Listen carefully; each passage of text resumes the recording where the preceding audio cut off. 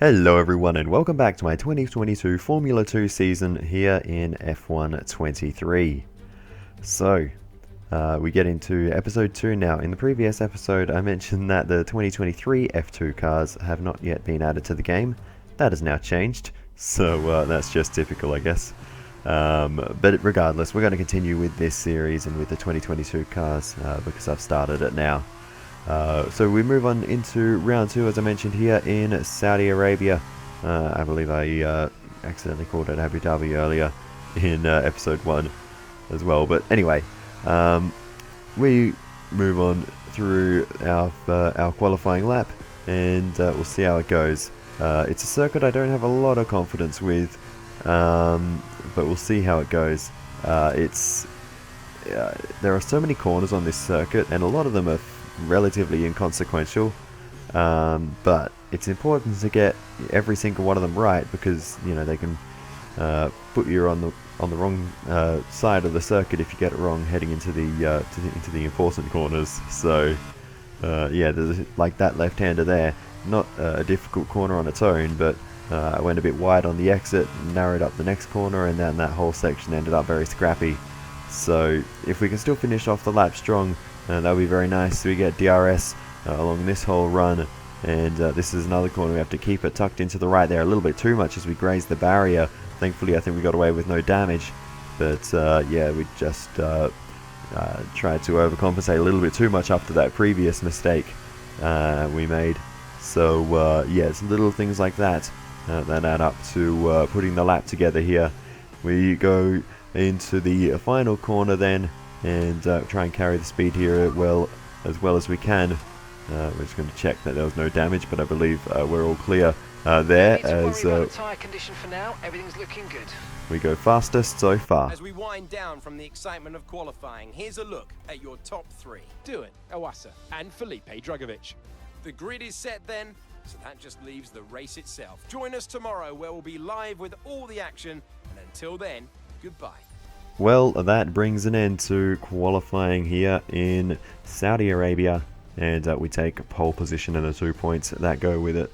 A much better qualifying from our teammate Marino Sato in this round. He qualifies 4th, so that is where we will of course start in the feature race. The sprint race is up next though. Jane Deruvala will take reverse grid pole for that one alongside Richard Ashaw. So it'll be interesting to see how all that plays out. Be a good chance for Amaury Cordeel as well in the sprint race to get another good result. He sits 2nd in the standings. Let's move on to the sprint race. Hello and welcome to the Jeddah Street circuit, where the excitement is building for what I'm sure will be an exciting Formula 2 race here in Saudi Arabia.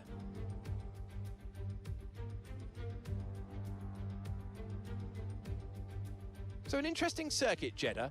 Like some other street circuits in the Formula 2 calendar, it's likely to present a formidable technical challenge, with a number of challenging turns for our young drivers to master. Plus, it's a hot track, and that high temperature has some big implications for tyre performance that they'll need to keep in mind in order to secure a good result. As we await the start of another hugely anticipated Formula 2 race, I'm joined again by Davide Valsecchi. Davide, as a former GP2 champion, can we get some insight to what is running through these young drivers' heads as they sit out on the grid? Ciao Alex, it's a pleasure to be here. There are nervy moments, there is no doubts about that. Mental strength is the key to remaining calm and focusing on the upcoming race.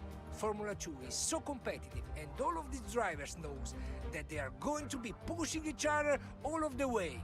In this sport, you have to be able to control your nerves. Okay, here we go. I know what you can do. Don't let me down. I will not let you down. So, looking at strategy for this one, not really too much to talk about. It's just going to be a set of medium tyres all the way through the race. The pit stop not looking even remotely worthwhile for this one, and it seems like everyone else is doing the same. No one starting on the soft tyres for this race. So yeah, it's just going to be a flat-out race from lights to flag for the entire field, it seems, here in the sprint race. Bit of cloud cover, which could affect things here as well. But anyway, we move on now to the 5 red lights. And it's lights out and away we go for the sprint race in Saudi Arabia. And it's a fantastic start for us. Look at that launch off the grid. We actually had to brake to avoid running into the back of the cars in front. But we had a nice open space to drive into. And if we can get this move done on Felipe Drugovich, that'll move us up into P7. Marino Sato dropping out of the points paying positions at the start, unfortunately for him, as he would have started, I think, 7th. So we did a little, almost a swap of positions there. He's down to 9th. We started one position further back in 10th. Felipe Drugovich in the middle of the action, but remaining in 8th position. So yeah, it's been an interesting start for the back of the top 10 as we lose a bit of time there through the opening half of the race. Felipe Drugovich really putting the pressure on us as we head into this slightly banked left-hander, and we've got a bit of a scrap unfolding in front of us as well, so maybe we can capitalize on this. We've got a run and we just can't quite do anything with it as we get a little bit too close for comfort to the back of Dennis Hauger, but we're just going to remain behind for the time being. We do have potentially an overtaking opportunity coming up as we honestly I think just got a little bit lost there for a second. That does happen around this circuit, but we couldn't do anything about Dennis Hauger. Jane Deruval has made a good jump and he leads the way at the front of the field ahead of Richard Bashaw. I think that's Teo Porcher in 3rd position at the moment as we set our sights on Dennis Hauger, and we'll make the move down the inside at the very corner. I was thinking about it earlier, and that's a nice clean move there. Brilliant. Nice move. Keep going. And that puts us up into 6th position. So nice and clean. We're able to get down the inside. Hauger gave us the room, and out on the exit curve he couldn't get the power down, and we were able to just carry the speed on the inside there. Meanwhile, we continue on, and we've got now a side-by-side scrap in front of us. Amaury Cordial putting the pressure on Clement Novalak, and we'll see if we can capitalize on these two fighting away. We can't really do anything yet, but they're holding each other up, costing each other a lot of time, driving for the two Dutch teams on the grid. Clement Novalak driving for MP Motorsport, Amaury Cordial in the Van Amersfoort. Nice work, mate. That brings you up a place. And with Novalak with the compromised exit there, we're able to just swing past him with relative ease. And now it is just Amaury Cordial in front of us, driving in the other black and orange car. Let's see if we can make the move. Probably on the run to the first corner. We go to the outside. Amaury Cordial a little defensive, but we should be able to get this move done around the outside, pinch him to the apex, and that's job done. We move ourselves up another position and into 4th place now, as it looks like not much has changed in the top 3. It is still Bashaw in 2nd, Porcher in 3rd, Deruvala still out in front. So let's see if we can change things as we have a little look down the inside of Porcher. In the end had to back out of that one, but we have the pace to take the fight through this lot. So hopefully we can do so and move ourselves up potentially into 2nd position. Porcher's definitely got more pace. He is right in behind Richard Bashaw, but just cannot find a way through ever since the start of the race. Deruval has checked out. He's well off into the distance. We're going to see if we can make the move to the outside though of Teo Porcher. Bashaw there quite early on the brakes. He makes it up late in the corner, but we're already ahead at that point, and we've made the move stick on not only Porcher but also Richard Bashaw as well. And that's us up into 2nd position with a nice move there around the outside into turn 1. So now we can possibly try to chase down Deruvala as Liam Lawson has a mechanical failure. That's the end of his day, unfortunately, for Liam Lawson. But yeah, we had no chance in the end of catching Deruvala. I think we basically spent our tyres in the big charge through the field. Bit of a wobble out of the final corner as Porcher is not too far behind us. Deruvala takes victory here in Saudi Arabia. We're going to take 2nd position. Not a bad way. And that's the end of the race. We'll see you in Parc Ferme to get the weekend started. Porcher takes 3rd. We get the driver of the day as well. So yeah, a good day here in Saudi. A great win then for the Prema team today. And Davide Valsecchi, give me your thoughts. How did they accomplish this result? I think this race was won thanks to the tire management. You have to remember, it's not just about going as fast as you can. It's about consistency. It's about maintaining your speed over an entire race distance. So being able to keep the lap time competitive while still respecting the tires, that's where they won today. It looks like it's time for the victory ceremony once again, as I can see the drivers beginning to make their way out for the celebrations. You can see it on their faces. It's another marvellous team win for Prema today.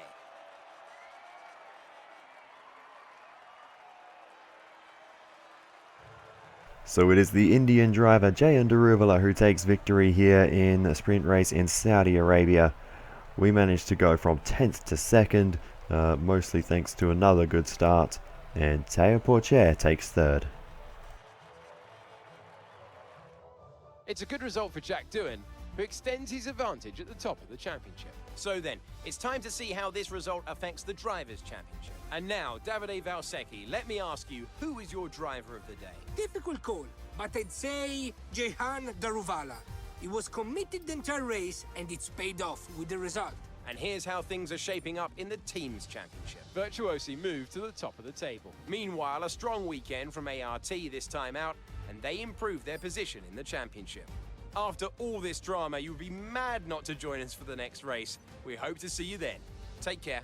Alrighty, so that brings an end to the sprint race here in Saudi Arabia. Let's have a little run through the finishing order. It was Jehan Daruvala ahead of myself, Théo Pourchaire, Amaury Cordeel continues his great run of form ahead of Dennis Hauger, Richard Verschoor, Clement Novalak, and Enzo Fittipaldi rounding out the points scorers. Only the top 8, of course, scoring in the sprint race. We do get the fastest lap for a bonus point there, and then following Enzo Fittipaldi, Juri Vips just missing out on the points, and Marino Sato rounding out the top 10 with Iwasa actually going backwards from where he started in 9th position. So not a great run from him. And then it was Callan Williams in 12th, and behind him Marcus Armstrong from 19th up to 13th. So he had a good race, but not worth any points back there, unfortunately, for Marcus Armstrong.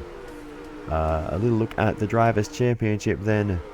We retain the lead ahead of Amaury Cordeel, who remains in 2nd position, 22 points behind us. Jehan Daruvala sits 3rd, 26 points adrift. The win here, doing his championship a world of good. In the team standings, we now move ourselves up into the lead ahead of Van Amersfoort, who are in 2nd, albeit just 4 points behind us. Prema are 3rd on 12 points behind us. So it is all very tight in the team's championship. Hopefully Sato can actually get some good points in the feature race, starting from 4th position.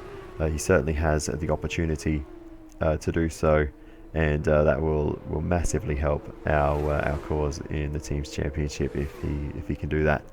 But yeah, it's been a good start to the weekend, and yeah, hopefully we can continue this form into the feature race. To be honest, I don't think that race could have gone much better.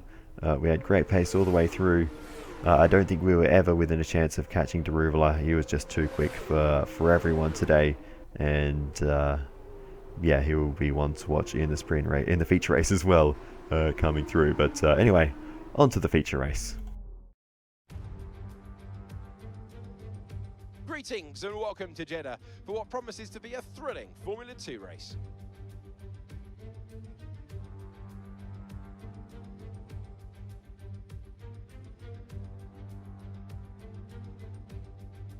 So let's examine the Jeddah Street Circuit. As you can see, this has the potential to be a very challenging track for our young F2 drivers. We'll get a good chance to see which of them have been able to best capitalise on their time spent here in practice earlier this weekend. Unlike the other street circuits on the calendar, the lack of runoff is going to make sections of this track very punishing if the drivers get it wrong. Let's hope we avoid having to bring out the safety car this time around.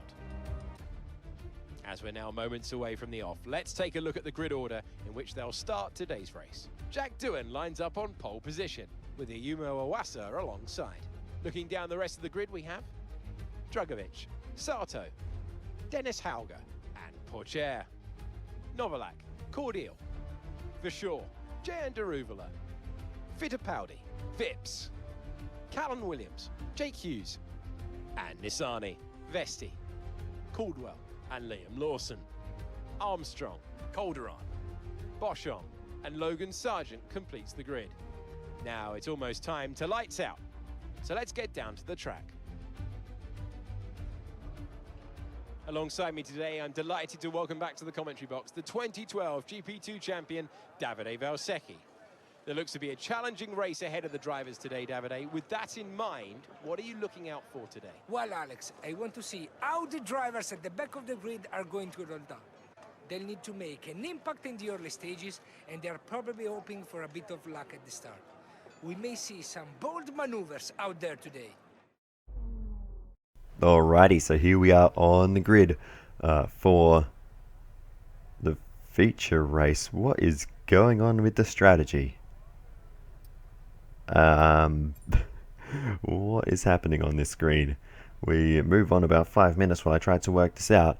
Apparently we only have one set of medium tires available, and it's the set we used in the sprint race. I don't know why that's happened. That's obviously a bug. But regardless, we're going to have to start the race on very worn tires as we go to the 5 red lights, and away we go for the feature race here in Saudi Arabia. And we actually get a pretty good launch. I don't know what everyone else is doing in terms of strategy. Everyone's starting on the medium compound tires. I don't know if their tires are as worn out as mine. I guess we'll see. But we get another good start from pole position. We have clear track in front of us. So for what's going to be a very difficult race with a compromised tyre set, we've made the absolute best start that we could. But yeah, I don't know why we had to start on our sprint race tyres. That's weird. You normally get 2 sets of the mediums to get through the weekend. And for some reason that hasn't happened. And we have to reuse tyres that are already very worn. The tyre wear in the sprint race was actually very high. I didn't really make mention of it, but yeah, we weren't in puncture territory, but we were certainly heading in that direction. The tyres were critically worn by the end of the race. So by the end of this stint, they are going to be well into that puncture territory I mentioned. But anyway, we go on board with Ayumu Iwasa. We had a bit of a struggle on the exit there, and Iwasa is able to get through into the race lead. The Japanese driver putting on a good show here in Saudi Arabia. Throws the defense, but as you can see, we just can't even carry the speed through there, and we're being swamped at the moment. So we need to get into the rhythm and try and get what little grip these tires have left out of them, and just try to minimize the loss here. When we're in the DRS of Iwasa, we should be able to keep up, I think, but we just need to hang on. Windows open, so let's box this lap. Until that happens. We move on to lap 3 when DRS is enabled, and thankfully we have stayed close enough to Iwasa for us to get that DRS in the 3 very long DRS zones around this circuit. So that is important. As you heard the call from the engineer there, we were told to box this lap. However, that would actually be an illegal strategy. You have to go at least 6 laps before making a pit stop. So my plan is, as we go full send down the inside of Iwasa, we aren't quite able to pull off that move though, and we're going to remain behind for a little bit longer. We did get a decent exit though, as Iwasa throws the block once again. We'll go to the outside and we'll try and drive it all the way around the outside of Iwasa with the flowing line on the outside there. We're able to get the move done. Iwasa down into second as we take the lead. But to go back to the point on strategy, I think the best way for us to get to the end is just to do the 6 laps we need to do on the mediums, get rid of them, and then we'll do the rest of the race on a brand new set of soft compound tyres. Stay with them. They might make a mistake and we could still regain the position. As you just saw there, a mistake running wide, and Iwasa straight away back through. We just cannot get away from him when we're in the lead. We just do not have the pace to do so. I guess I do tend to drive better when I have someone to follow as well, which is why we get this kind of back and forth thing going that we have at the moment.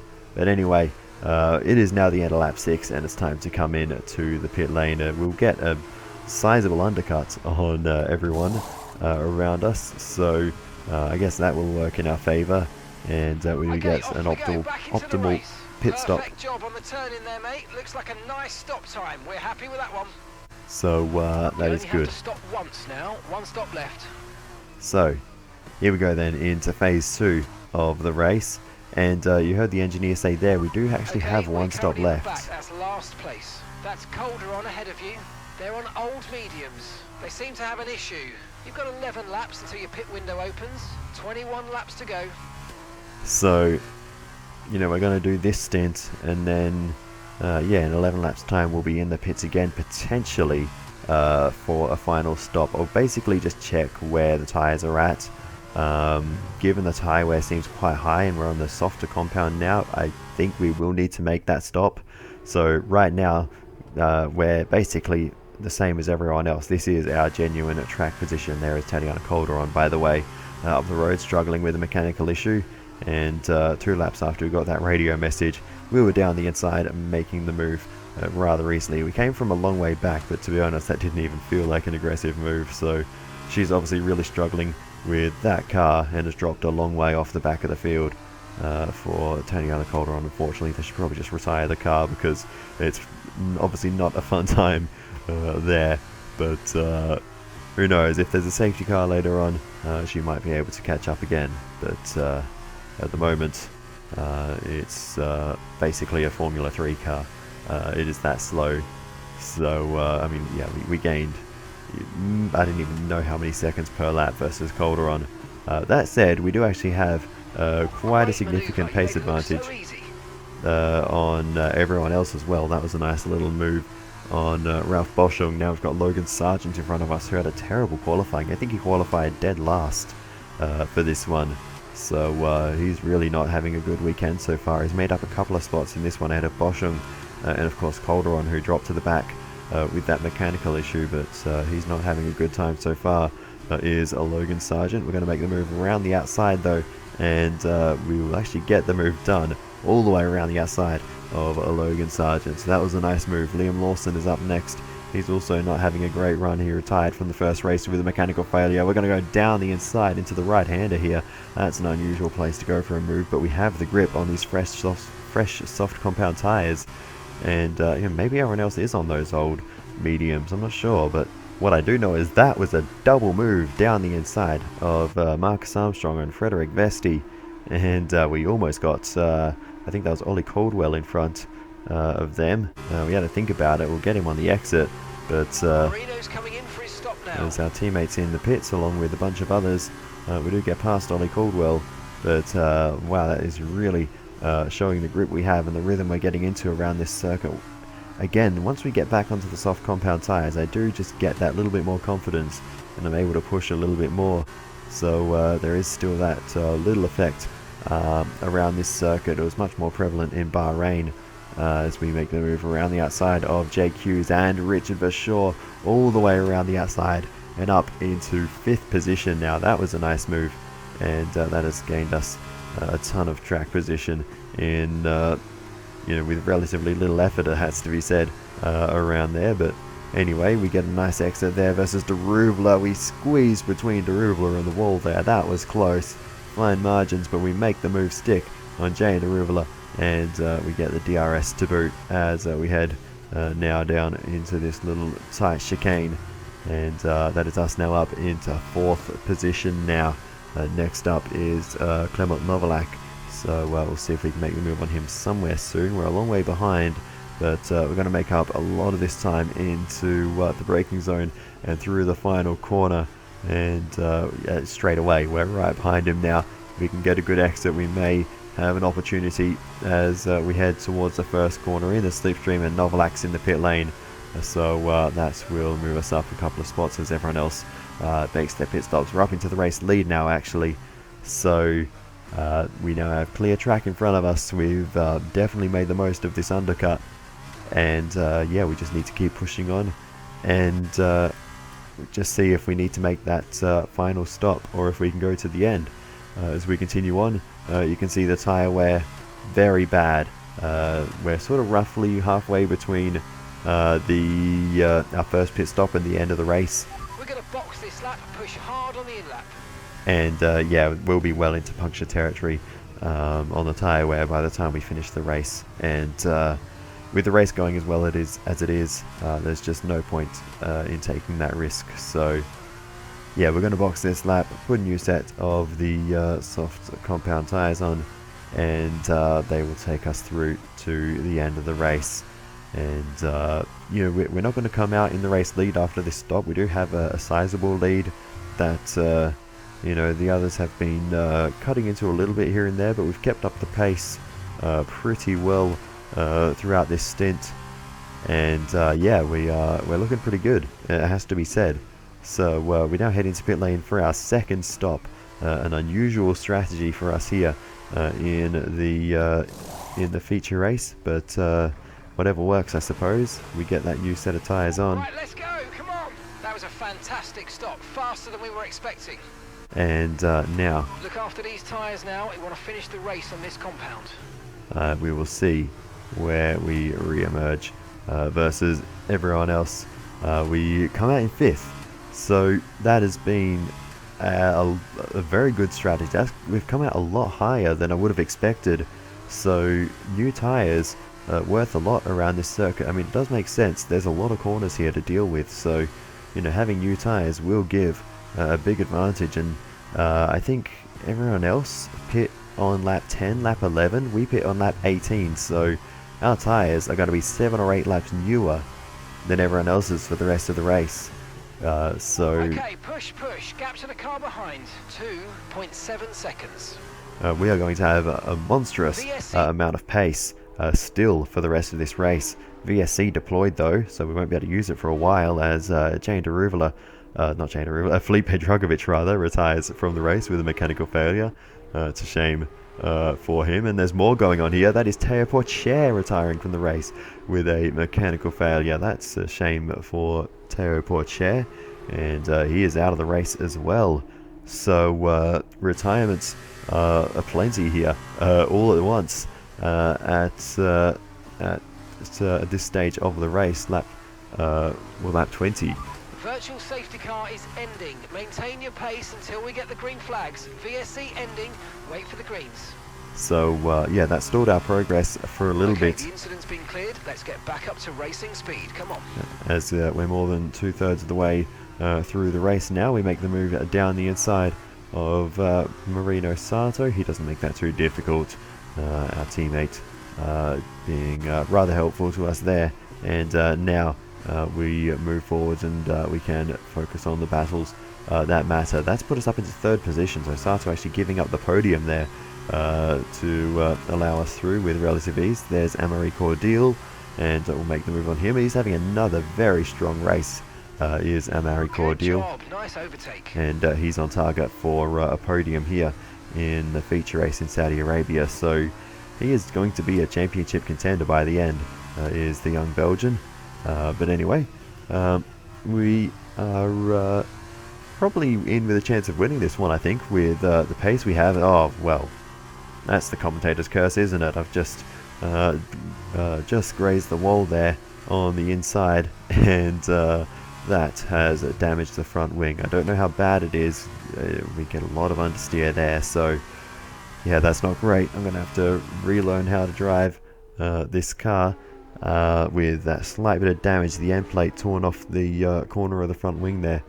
So yeah, that's not ideal, but we'll see how it goes. We may still be able to have some pretty decent pace. Remember how much newer our tyres are, and we've only got one car in front of us. That is Yumu Iwasa. So we'll see what we can do. We might be able to still make this move and take the lead because we have caught up to him. So that damage not proving to be too bad yet, as we look to the outside of the young Japanese driver as we head down into turn 1, lay it on the brakes, and that is job done, and we move ourselves ahead of Ayumu Iwasa into the race lead. Oh, we've just grazed the wall on the other side. We're getting very clumsy at this stage of the race, evidently, and that is potentially the end of it. We'll see what the pace is like, but I think we've just done the same damage basically to the other side, and both end plates of the front wing torn off. Thankfully they're not as important as they are on a Formula 1 car, but you can see we are struggling a little bit, especially at the hairpin there, as I was trying to just push the limits a bit more on one of the lower risk corners, as there is some runoff there. We actually got a great exit though, and we're able to repass Iwasa, so that didn't work out too badly for us in the end. But yeah, I was just trying to push a bit more in one of the lower risk zones of the circuit, and yeah, it didn't really pay off for us, but thankfully we were able to use the DRS and a nice exit to be able to re-overtake Iwasa there. But with only a couple of laps to go, this is going to get very, very tight between the two of us. Again, we go deep into the same corner.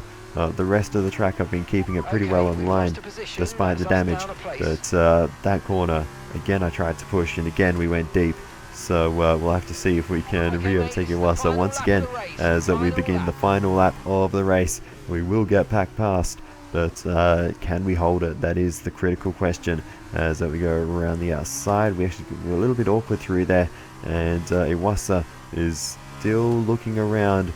He slots in behind for now, but he actually had a pretty good run there for a brief moment, as we now go on board with Iwasa. Wobble on the curve for us. Iwasa straight away down the inside, and unfortunately we had to cut ahead there slightly, but Iwasa is able to get through, and as is Amaury Cordeel. Apologies for the jump there. That was just between the end of one recording and the start of another, and I didn't catch the in-between bit, unfortunately. But anyway, that's dropped us down a couple of spots, and not off the podium. Amaury Cordeel up into second position. We're down into third. Marino Sato still sitting in fourth position, but all that fighting allowed Amaury Cordeel to catch up, and now he has a brief look at the inside, but no way through, which means Ayumu Iwasa is going to do it here in Saudi Arabia. He's going to win the sprint race. Amaury Cordeel chases him all the way to the line, but it won't be enough. We've got DRS2. We'll finish third. Okay, pick up rubber and bring it home. A messy close to the race there, otherwise we could have taken the victory, but third place, still not too bad. It's a well-deserved victory for Dams then, after that breathtaking race. So, Davide, how exactly did they set themselves apart from the pack today? Although the Formula 2 car are all the same spec, the winner just looked better out there. It would have been a combination of getting those tires up to running temperature faster and driving to the condition on track. They made it look easy out there today. Dams, another team with a huge amount of history based right in the heart of motorsport near Le Mans in France, have once again shown their formidable abilities out on the track with yet another win today.